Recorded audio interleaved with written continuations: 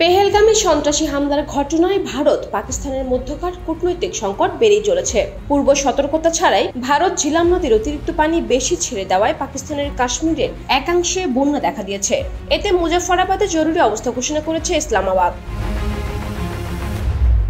পাকিস্তান ভিত্তিক সংবাদ মাধ্যম দুনিয়া নিউজের প্রতিবেদনে তথ্য জানানো হয়।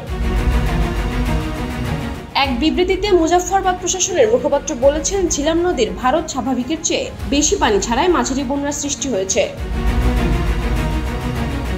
গত মঙ্গলবার ভারত নিয়ন্ত্রিত জম্মু কাশ্মীরের পেহেলগামে সশস্ত্র গোষ্ঠীর হামলায় ২৬ জন নিহত হন। পাকিস্তানি হামলায় জড়িত এমন অভিযোগ তুলে বুধবার দেশটির সঙ্গে ১৯৬০ সালের সিন্ধু নদ পানি চুক্তি স্থগিত করে ভারত। যদিও এ মুহূর্তে সিন্ধু নদের পানি প্রবাহ আটকানোর মতো অবকাঠামো ভারতের নেই, তবে পানির প্রবাহ বন্ধ করতে ব্যবস্থা নেওয়া হচ্ছে বলে জানিয়েছে ভারত সরকার।